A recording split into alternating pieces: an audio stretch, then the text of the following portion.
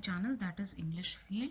और आज हम देखने जा रहे हैं शेक्सपियर की बायोग्राफी, जो कि ये फर्स्ट पार्ट है और ये आपको हो सकता है 3 से 4 पार्ट में मिले। अब आप बोलेंगे मैम ने इतना ज़्यादा इसको कैसे कर दिया बायोग्राफी को। तो मेरा मोटिव यहाँ पे आपको अच्छे से लर्न कराना है। इनकी लाइफ के जितने भी पार्ट्स हैं और जितनी भी चीज़ें रही है, चाहे वो उनकी मैरिज है, चाहे वो चिल्ड्रन है, उन सब की डिटेलिंग में आपको बताना है। Now if I talk about the tips tricks and methods कि आप उसको कैसे अच्छे से लर्न कर सकते हैं, so I will tell you in between the explanation. Secondly please guys, मेरा मोटिव यहाँ पे आपको एक ऑथेंटिक नॉलेज देना है और एक गाइडेंस देना है प्रॉपर, ताकि आप एग्जाम में एक सही तरीके से अपेयर हो सकें और अच्छे से प्रिपरेशन कर सकें। My video may be you feel that it's not so advance technically, but जो नॉलेज है, जो कंटेंट है और जो मैटर है वो सॉलिड है और काम का है। So guys, let's start the explanation. Shakespeare, also called an English poet, playwright and an actor. वो एक्टर भी थे, इंग्लिश पोएट और प्लेराइट के नाम से भी जाने जाते थे। Birth date 23 April 1564, place in Henley Street at Stratford upon Avon. Avon is a name of river, और प्लीज़ ध्यान रखिएगा ऑन और एवॉन में आपको कंफ्यूज नहीं होना, it's always upon. So it's a name of local market, it's a market town, and so where अगर place के लिए क्वेश्चन आता है तो आप बताओगे स्ट्रैटफोर्ड अपॉन एवॉन, इस पे टिक करोगे, Warwickshire England.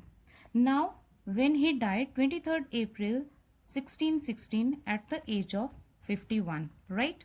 Baptized on, now you will ask the question what is baptized। जैसे हम लोगों में हिंदुओं में नामकरण संस्कार होता है, वैसे क्रिश्चियंस में बैप्टाइज बोलते हैं, या फिर आप उसे किसी रिचुअल के रूप में भी ले सकते हो, that is the baptization of child.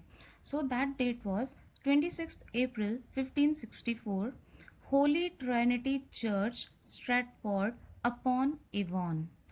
Secondly, Shakespeare was also called as swan of Avon. ये आता है तो आप शेक्सपियर पे टिक करोगे। किसके थ्रू बोला गया है तो you will tick Ben Jonson. By Ben Jonson he was called as swan of Avon. Not only this, Shakespeare was also called as National Poet of England। Option में आता है तो आप शेक्सपियर को टिक करोगे। 23rd अप्रैल को और किस नाम से जाना जाता है, so it is also known as Saint George Day, the patron saint of England. Where he was buried, where Shakespeare was buried, Holy Trinity Church, Stratford again, upon Avon, not on Avon, please keep it in your mind। Shakespeare died during the time of James first rain. उनका जो शासनकाल था वो James first का था, उस time पे Shakespeare की डेथ हुई थी। और जो उसकी डेट है, ऐसे क्वेश्चन कई बार आ जाता है ऑप्शन में, तो आपको पता होना चाहिए rain of James first was 1603 to 1625। Now these are facts about his family. Okay, his father name was John Shakespeare। ऐसे आप चारों राइटर का देखेंगे उनके आगे जॉन लगा हुआ है, वो उनके फादर का नेम हो गया। जो ट्रिक्स और मेथड्स की आपने बात की थी, so I will tell you point wise, ऐसे मत सोचना कि मैम ने बताया नहीं। Originally profession of his father was a butcher, successful trader in corn, meat, leather and other agricultural products. ये उनके फादर का ऑक्यूपेशन था। He was also called an alderman। alderman means आप पार्षद के रूप में कह सकते हो। एंड दो उनके फादर थे, he got married to Mary Arden in 1557। She had 4 sons, 2 daughter, means जो उनके फादर थे उनके 4 सन थे और 2 डॉटर थी। अब इसमें से कुछ क्वेश्चंस बनते हैं जो मैं आपको लास्ट में दूंगी और उसके आंसर्स आपको कमेंट बॉक्स में देने हैं, वो आंसर नहीं है अभी। Shakespeare attended grammar school of Hawkshead at Stratford। आपको नाम पता होना चाहिए ग्रामर स्कूल, और प्लेस भी पता होना चाहिए कि कहाँ पे, तो स्ट्रैटफोर्ड, सारी जगह उनकी स्ट्रैटफोर्ड ही थी। He learn little Latin, less Greek, ये लैंग्वेज उन्होंने लर्न की थी, this you should know. Grammar school also called as King's New School, उस ग्रामर स्कूल का नाम किंग्स न्यू स्कूल भी था। Guys, this is very important question. Now let's learn something about his marriage, about his married life. Shakespeare got married at the age of 18, 1818. He got married with Anne Hathaway, जिनकी as थी 26. Year था 28 नवंबर 1582. So year was 28 November 1582, and where he got married place at Temple Grafton, Warwickshire, district Stratford on Avon. It is on, जो on Avon है वो district है, और जो upon Avon है वो एक लोकल मार्केट और लोकल टाउन का नेम है. So if in this perspective we'll see, so we'll find that Anne Hathaway was 8 years senior than him, means senior than Shakespeare. अब इसको आप ऐसे एक स्टोरी के फॉर्म में भी लर्न कर सकते हो, डेट्स को आप अरेंज करके कैलकुलेशन के फॉर्म में भी लर्न कर सकते हो. This is up to you, what's your trick. Now we'll talk about his children, means children of Shakespeare. Anne Hathaway got pregnant before marriage. So after 6 months, after 6 months of her marriage, she has given birth to a baby.